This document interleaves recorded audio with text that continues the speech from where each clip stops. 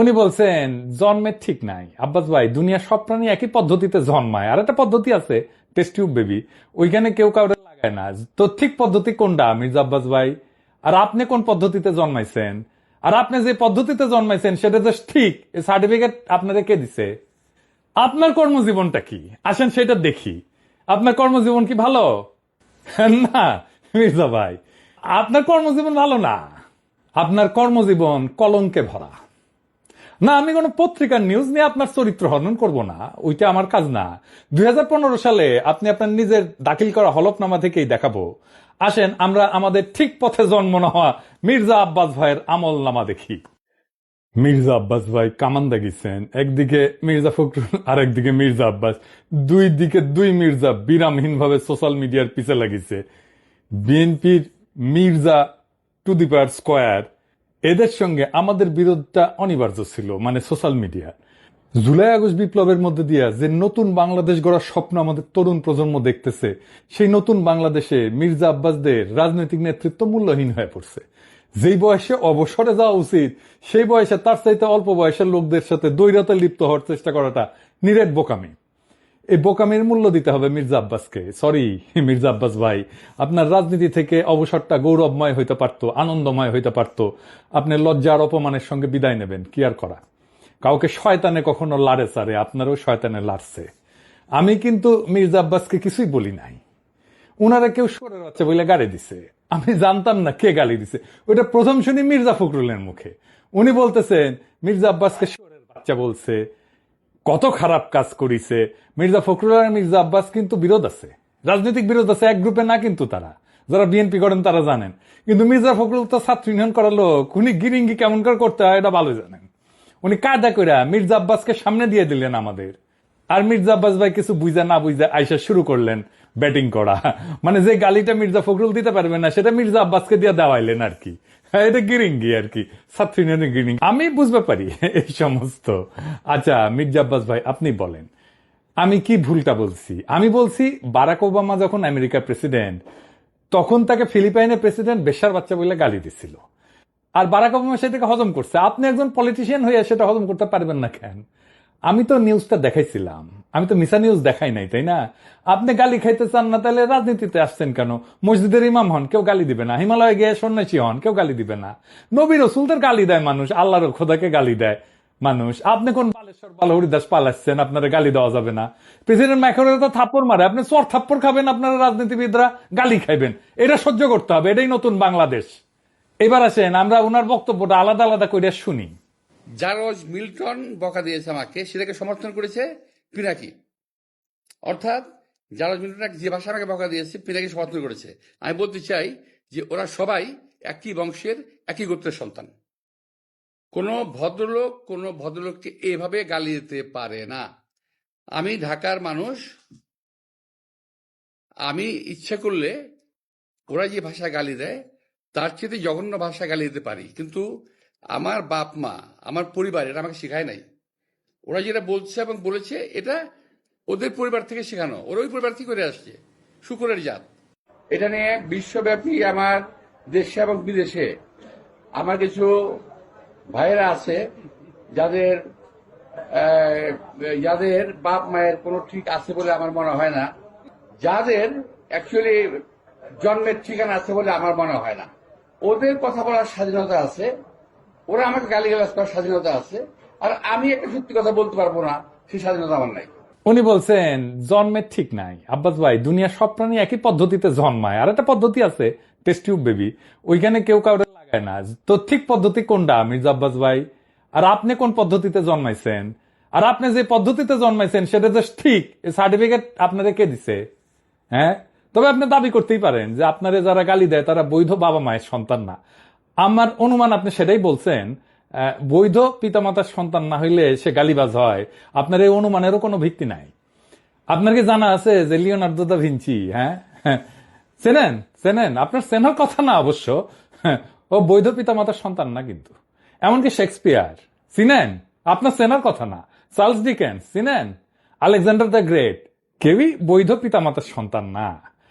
এর নাম শুনেছেন? বাক, হ্যাঁ মিউজিশিয়ান, শুনেছেন তার কোনো মিউজিক? শোনার কথা না আপনার। হ্যাঁ, আগাস্টাস সিজারের নাম শুনেছেন? স্টিভ জবসের নাম শুনেছেন? এমনকি জ্যাকি চ্যান সিনেমা দেখেছেন? দুইটা কেউই বৈধভাবে বিবাহিত বাবা মায়ের সন্তান না। সেই জন্য মনীষীরা বলে জন্ম হোক যথাতথা, কর্ম হোক ভালো। আপনার কর্মজীবনটা কি আসেন সেটা দেখি। আপনার কর্মজীবন কি ভালো? না মির্জা ভাই, আপনার কর্মজীবন ভালো না। আপনার কর্মজীবন কলঙ্কে ভরা। না, আমি কোনো পত্রিকার নিউজ নিয়ে আপনার চরিত্র হনন করব না, ওইটা আমার কাজ না। 2015 সালে আপনি আপনার নিজের দাখিল করা হলফনামা থেকেই দেখাবো। আসেন আমরা আমাদের ঠিক পথে জন্ম না হওয়া মির্জা আব্বাস ভাইয়ের আমল নামা দেখি। আচ্ছা মির্জা আব্বাস ভাই, মির্জা তো আপনার পারিবারিক পদবি না, তাই না? এটা আপনি লাগাইছেন পরে। আপনার বাবার নামের আগে তো মির্জা নাই, তাই না? আপনার বাবার নাম আব্দুর রাজ্জাক। আপনার এখানে মির্জা লাগাইতে হইল ইনফিরিয়রিটি কমপ্লেক্সে। এলিট হইতে চাইছেন, নতুন বাংলাদেশের এলিট হইতে চাইছেন না? টাকা পয়সা হয়েছে, এখন মির্জা না থাকলে ক্যাঙ্কা হয়। অসুবিধা নাই, বাঙ্গুল্যান্ডে এভাবেই সব এলিট গড়ে উঠছে, ওই যে সোহরাওয়ার্দীর বডিগার্ড থেকে। আচ্ছা যাই হোক, মির্জা আব্বাস তো একটা ব্যাংকের মালিক, জানেন তো? ঢাকা ব্যাংক 1995 সালে ব্যাংকটা প্রতিষ্ঠিত হয়, মির্জা আব্বাসই প্রতিষ্ঠাতা। এই ঢাকা ব্যাংকটা দেশের প্রথম দিকের বেসরকারি মালিকানায় প্রতিষ্ঠিত ব্যাংকগুলোর মধ্যে অন্যতম ব্যাংক। কোনো সমস্যা হয়নি, অনেক ব্যাংকের সমস্যা হয়েছে, জয় বাংলা হয়ে গেছে হাসিনার আমলে। মির্জা আব্বাসের ব্যাংকে কোনো সমস্যা হয়েছে? হয় নাই। হ্যাঁ, তো ব্যাংক প্রতিষ্ঠার টাকা পেলেন কেমনে মির্জা আব্বাস ভাই? আপনার ফ্যামিলি কি জমিদার ছিল? আপনার আব্বা কি করতেন? আসেন আমরা এবার দেখি ওনার আব্বা কি করতেন। ওনার আব্বা মতিঝিল সরকারি উচ্চ বিদ্যালয় বা মতিঝিল সেন্ট্রাল গভর্নমেন্ট স্কুল হিসেবে যেটা পরিচিত, ওই স্কুলের দপ্তরই ছিলেন। ডং ডং ডং ডং ডং ডং কইরা ঘন্টা বাজাইতেন। কি মির্জা আব্বাস ভাই, খারাপ লাগলো? হ্যাঁ, দপ্তরের কাজ খারাপ না, সম্মানের কাজ। কিন্তু আপনি যে কাজ করতেছেন সেটা সম্মানের না। দপ্তরের কাজের পাশাপাশি আপনার ওই স্কুলের সামনে মসজিদের সাথে একটা ছোট্ট পুরীর দোকান ছিল। পুরি বানাইতেন আপনার আব্বা, ওই পুরীর দোকান চালাইতেন। ওই সিপার পুরীর দোকানের জমিটাও ছিল রেলের। এখনো আপনি রেলের জায়গা দখল করে বাসা বানায় বসবাস করছেন। হয়তো পরের জায়গা পরের জমি, ঘর বানাইয়া আমি রই, আমি তো ভাই জমির মালিক নই। দপ্তরি থাকাটা কোনো অপরাধ না, লজ্জারও না। কিন্তু ওই অবস্থা থেকে ব্যাংক মালিক হওয়ার জার্নিটা আমরা বুঝে দেখতে চাই। কেমনে বাংলাদেশের এলিট তৈরি হয়েছে, কেমনে বাংলাদেশের পলিটিশিয়ানরা তৈরি হয়েছে, কেমনে বাংলাদেশের রাজনীতিতে দুর্বৃত্তায়ন হয়েছে। 1991 সালে প্রথম এমপি হন মির্জা আব্বাস, তারপরে কিছুদিনের মধ্যে ঢাকার মেয়র, আর 4 বছরের মধ্যে ব্যাংক মালিক। এমপির বেতন কত মির্জা ভাই? মন্ত্রীর বেতন কত? 1-1.5 লাখ টাকা সেই সময় মাসে, তাই না? তো কোন জাদুর কাঠি পাইলেন যে ব্যাংক বানানোর টাকা পাইছেন? এমপি হওয়ার আগে কি করতেন আপনি? আপনি ছিলেন কমিশনার। কমিশনারের বেতন কত? আপনার বৈধ ব্যবসা কি ছিল? বৈধ ব্যবসা ছিল ওই অঞ্চলে শাহজাহানপুরের গরুর হাটের ইজারা নিতেন আপনি। সেই 75 পরবর্তী সময় কমলাপুর রেলওয়ে যত ঠিকাদারি, সড়ক পরিবহন সহ আরো বহু জায়গা থেকে চাঁদা উঠাইতেন। চান্দা তোলাটা আপনার পুরানো অভ্যাস, তাই চান্দা তুলে আমাদের টাকা দিতে চায় যেন আমরা ইউটিউবিং ছাড়ি। শুনেন, ওরা ওই যে ইউটিউবের মধ্যে কি যে পয়সা কামানোর একটা রাস্তা আছে ওদের, সে পয়সা কামাইতেছে। আরে ভাই, পয়সা যদি লাগে আমাদেরকে বল, আমরা চাঁদা দিলে দিব না, অসুবিধা নাই তো। চান্দা তোলা ছাড়া আর কিছু করার যোগ্যতা মির্জা আব্বাস আপনার ছিল না কোনোদিনই। কারণ উনি আবার দারুণ মেধাবী। আপনার ইউনিভার্সিটিতে পড়ার যোগ্যতা হয় নাই, সোহরাওয়ার্দী কলেজ থেকে 2nd ক্লাসের ডিগ্রি পাস করেছেন, এই যে সার্টিফিকেট আপনার, দেখেছেন? আল্লাহ বাঁচাইছে, আর একটু কম হলে তো জাতির ফিতা হয়ে যেতেন। তো উনি নিজেই নিজের সার্টিফিকেট দাখিল করেছিলেন। যাই হোক, এই একাডেমিক কোয়ালিফিকেশন নিয়ে আপনার তো কেরানিরও চাকরি হইতো না কোথাও, বাংলাদেশেও না। আপনার তো কিছু করার ক্ষমতাই নাই। ইউটিউবে টাকা পাওয়া যায়, কথা সত্য, বই লেখাও টাকা পাওয়া যায়, শিক্ষকতা কইরা, অভিনয় কইরা, কবিতা লিখা, গান গাইয়া টাকা পাওয়া যায়, প্লেন চালালেও টাকা পাওয়া যায়, রিক্সা চালালেও টাকা পাওয়া যায়, আপনার ড্রাইভারও যে ড্রাইভিং করে সেটা তো টাকা পাওয়া যায়। তো আপনি এর কোনোটাই পারেন না। আপনি চান্দা তুলে টাকা তুলতে পারেন, ওটাই আপনার উপার্জন, ওইটাই আপনার ক্ষমতা। তো চান্দা তুলে টাকা দিয়ে ইউটিউব বন্ধ করার আবদার কেন করতেছেন? ব্যথা বেশি দিচ্ছি, ব্যথা কি জিনিস আপনি টের পান নাই? আপনার তো কোনো স্কিল সেট নাই, আপনি কোনো কিছু করে উপার্জন করতে পারবেন না, তাই আসছেন রাজনীতিতে। এটাই বাংলাদেশের রাজনীতির মধু। আপনি ব্যবসাও পারেন না, তাই পারলে এন্টারপ্রেনার হইতেন। তো সম্পদ তৈরির জন্য চান্দাবাজি করেছেন, করেন, এখনো করেন, বোঝা গেল। কিন্তু কোন জাদু বলে ব্যাংক বানাইছেন সেটা আমরা খুঁজে দেখবো, গলায় পাড়া দিয়ে এটা বের করব। আমরা আরো আগে যাই, 1971-এ আপনি তখন মোটামুটি দামরা, কলেজে পড়েন, আপনি নিজে দাবি করেছেন আপনি মুক্তিযোদ্ধা। শোনেন, মূলত আমি এক কথা বলতে পারবো যে ওই 26শে মার্চের রাত্রে যদি আমরা ওই আওয়াজ না পেতাম, যদি আমরা, তাহলে দেশের মানুষের ভাগ্য নিয়ে বহু লোকই সিনেমিনি খেলার সুযোগ পেত, সেটা আর পায়নি। পরবর্তীতে আমরা মুক্তিযুদ্ধে যাই এবং দেশের স্বাধীনতা যুদ্ধে অংশগ্রহণ করি। এটা আবার বিএনপির পেজ থেকে শেয়ার দেওয়া। এই বক্তব্যে উনি বলছেন মুক্তিযুদ্ধে কি করেছেন সেটার কোনো কিন্তু উল্লেখ নাই। 25শে মার্চে কি হয়েছে, শাহজাহানপুরে ওনার বাসা থেকে কি দেখেছেন, ওইটুকুই শুধু বলতে পারেন, তার বাইরে আর যাইতে পারেন না। তার বাইরে গেলে জিয়াউর রহমান মুক্তিযুদ্ধের ঘোষণা অমুক তমুক ওই জায়গায় চলে যান। উনি কোথাও মুক্তিযুদ্ধ করেন নাই। কোন সেক্টরে যুদ্ধ করেছেন, কোথায় ট্রেনিং নিছেন, কারা ছিল সহযোদ্ধা, মিছা কথা কইতে লজ্জা লাগে না মির্জা আব্বাস? এটা চেনেন? 1971-এ পাকিস্তানি বাহিনী তার নাম শুনলে কাপড় নষ্ট করে ফেলতো। ঢাকার গেরিলা মুক্তিযোদ্ধা সাদেক হোসেন খোকার দলের। আমি তার কাছ থেকে জানছি আপনি মুক্তিযুদ্ধ করেন নাই। এমনকি আপনি এই যে যারা মুক্তিযুদ্ধ করছে একই সময় ঢাকায়, আজম খান, ইকবাল সুফি, আলমাস লস্কর, কাজী মোহাম্মদ হেদায়তুল্লাহ, মোহাম্মদ শফি, খুরশিদ আব্দুল মতিন, আবু তাহের, মোহাম্মদ বাশার, খন্দকার আবু জায়েদ, জিন্না, ফরাদ জামিল, ফুয়াদ, মোহাম্মদ শামসুল হুদা, ডক্টর নিজাম, জাহের, কোসি, ঢাকার মুক্তিযুদ্ধের সেই উজ্জ্বল নামগুলা কারো বন্ধু সার্কেলের লোকও আপনি ছিলেন না। 1971-এ মুক্তিযুদ্ধের যাওয়ার সাহস হয় নাই, আজ এসছেন 71 বাঁচাইতে, দ্বিতীয় স্বাধীনতাকে অস্বীকার করতে। বাহ বাহ, চমৎকার চমৎকার। আর এক জাফর ইকবাল রাজনীতিতে আবার বলছেন আমরা নাকি হাসিনারে যারা সমর্থন করছে সে ব্যবসায়ীদের বিরুদ্ধে কিছু বলি না। শুক্রের গ্রুপ ওরা কিন্তু দেখেন, ওরা শুধু রাজনীতিবিদদের পিছনে লেগেছে, কিন্তু যারা নাকি এই যে হত্যাকাণ্ড ঘটালো, এই যে ছাত্রদের হত্যাকাণ্ডটা ঘটালো, একটা বিশাল একটা ব্যবসায়ী গ্রুপ আছে না? আপনারা দেখেন নাই 3 তারিখে, 3 আগস্টের 3 তারিখে যারা হাসিনার সঙ্গে দেখা করেছিল, মিটিং করেছিল এবং বিভিন্ন ভাষায় তাকে এমনভাবে কথা বলেছিল যে হাসিনা খুন করতে উৎসাহিত হয়েছিল, তাদেরকে এমনভাবে প্রভোগ করা হয়েছিল যে হাসিনাকে খুন করতে উৎসাহিত করা হয়েছে। সেই লোকগুলোর সম্বন্ধে তারা কিছু বলে না, তারা কিছুই বলে না, তার মুখে কোনো শব্দ নাই। মির্জা আব্বাস কি শুক্রে 8 দিন হইলে আমার ভিডিও দেখেন, তিনি কি কাউরে ছাড়িছে? হাসিনা যখন ক্ষমতায় তখন একটা এপিসোডই করছে আলাদা করে ফ্যাসিবাদের সমর্থক ব্যবসায়ীদের, এডিটর সাহেব দেখে দেন না কিছু এক না ওটা থেকে। এফবিসিসি এর একটা কনফারেন্স আছে, সেইখানে বাংলাদেশের ব্যবসায়ী নেতারা হাসিনাকে সামনে রেখা নানাভাবে তেল দিছে, শেখ হাসিনার নামে জয়ধ্বনি দিছে, গানের কলি ব্যবহার করে হাসিনার মন পাওয়ার চেষ্টা করছেন। হাসিনাকে যারা উৎখাত করতে চায় তাদের দেখে নিবে বলছে হাসিনাকে যারা উৎখাত করতে চায় তাদের ঠেকায় দিতে বাংলাদেশের ব্যবসায়ীরাই যথেষ্ট। জয় শেখ হাসিনা, জয় শেখ হাসিনা। সালমান ভাই রাঘব আমাকে বলছে বলার জন্য, হ্যাঁ শেখ হাসিনা সরকার, শেখ হাসিনা সরকার, শেখ হাসিনা সরকার।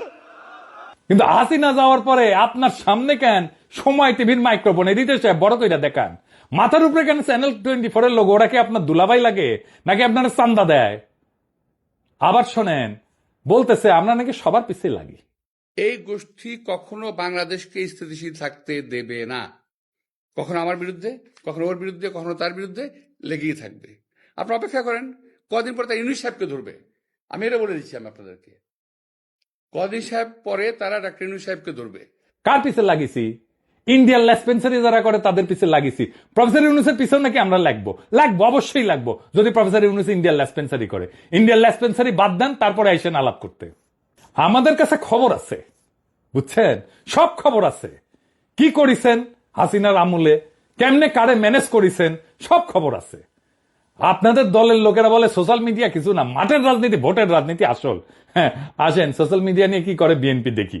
বিএনপি প্ল্যান নিছে যে তাদের ফেসবুকের পোস্টে তো কেউ যায় না, মাসি মারে ওরা নিজেরা বসে, তো স্পন্সর পড়তে পয়সা খরচ কর, টাকা খরচ কর, তা করবে না তারা। বট রিয়াক্ট, বট মানে বুঝেছেন তো, যন্ত্র থেকে ওই যে লাইক শেয়ার দিবে, বুঝেছেন, কমেন্ট করবে, বট দিয়ে রিয়াক্ট দেন। দেখেন সব ভিয়েতনামের আইডি দেখেছেন? হ্যাঁ আপনারা বিএনপির পোস্ট দেখবেন যে হাজার হাজার লাভ রিয়াক্ট পড়িছে, ভালোবাসা রে বন্যা বয়ে যাইতেছে, আপনারা প্রভাবিত হয়ে যাবেন। আরে বাপরা সর্বনাশ, ভালো কাজ করিছে তো, ভালো কথা, আমি একটা লাভ রিয়াক্ট দিয়ে দিই। মানুষের সাথে এরকম প্রতারণা করতে পারে কেউ? আওয়ামী লীগ এরকম প্রতারণা করে নাই জনগণের সাথে, বিএনপি যেটা করছে দেখেছেন। এটাই আপনাদের জার্নি, এটাই বাংলাদেশের রাজনীতি। এরাই হয় মন্ত্রী, দলের শীর্ষ নেতা, আর একাডেমিক যোগ্যতায় কেরানি হয়ে যার জীবন পার করার কথা ছিল সে হয় মন্ত্রী। যার উপার্জনের ধান্দাই হইতেছে কিভাবে অন্যরে ঠকাবে, আরেকজনকে অতিরিক্ত সুবিধা দেবে, অন্যরে বঞ্চনা করবে বা ভয় দেখায় উপার্জন করবে, চান্দা নেবে। আমি যদি 1 টাকা ইউটিউবে উপার্জন করি না, সেটা আমার ইনকাম ট্যাক্সের ফাইলে আছে, এটা আমার বৈধ উপার্জন। আমি 1 টাকা যদি খরচা করি, ওটাও দেখাইতে পারবো আমি কিভাবে এই 1 টাকা উপার্জন করছি। আপনি জিন্দেগিতে দেখাইতে পারবেন না কিভাবে আপনি ব্যাংক বানানোর টাকা পাইছেন, জিন্দেগিতে পারবেন না, চ্যালেঞ্জ দিলাম আপনাকে।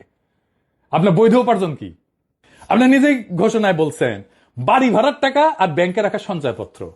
বাড়ি ভাড়ার টাকায় পেট চালান, বসে বসে খান, আর ব্যাংকে রাখা সঞ্চয়পত্র ওইটি থেকে সুদ আসে। এটা হইতেছে আপনার উপার্জন। তাও এটা আজকের কথা না, 10 বছর আগের কথা। লজ্জা লাগে না আপনার? হ্যাঁ, আমার প্রত্যেকটা পয়সা হালাল, আপনার প্রত্যেকটা পয়সা হারাম। আপনি দাবি করতে পারবেন আপনার প্রত্যেকটা পয়সা হালাল? পারবেন না।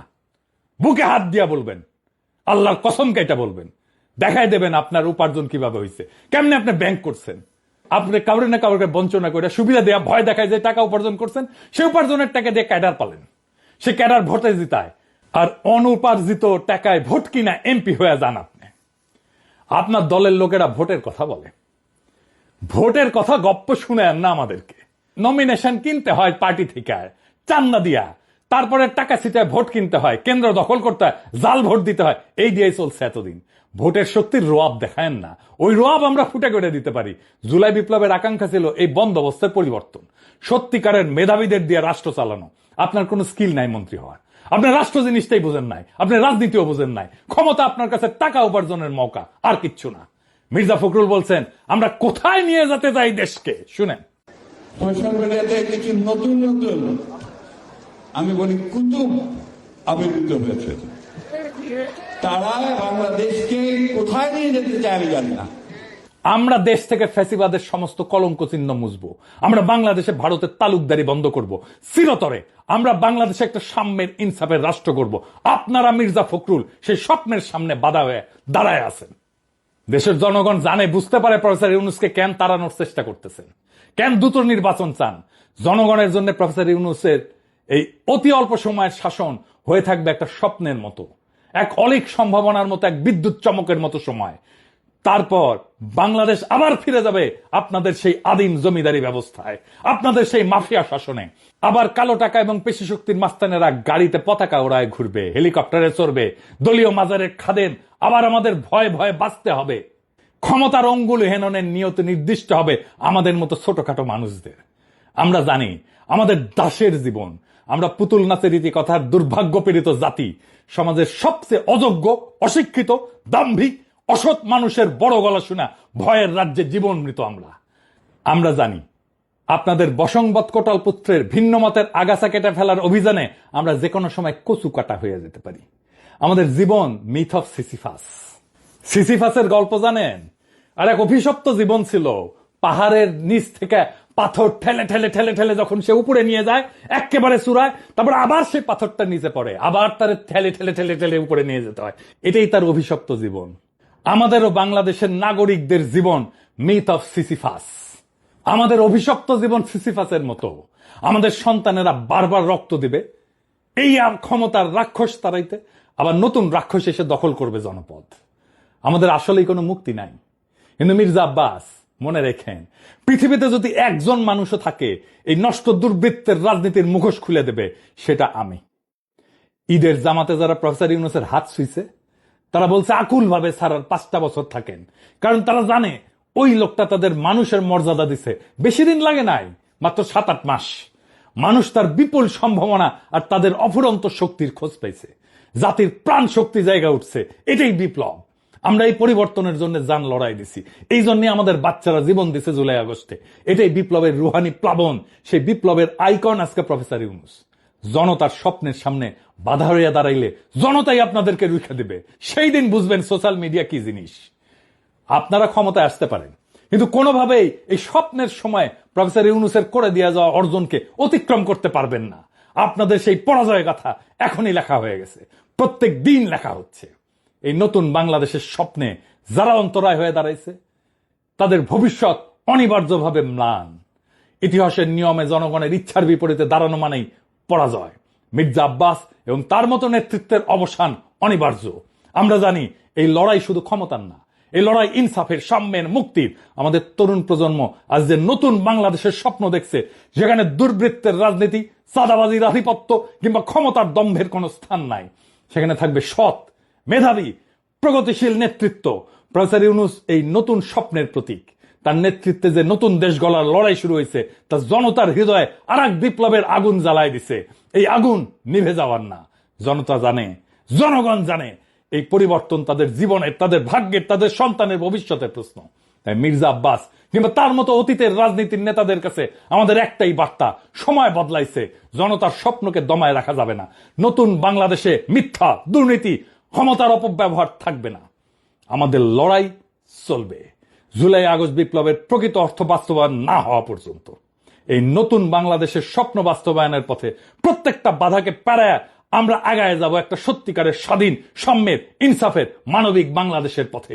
ইনকিলাব জিন্দাবাদ।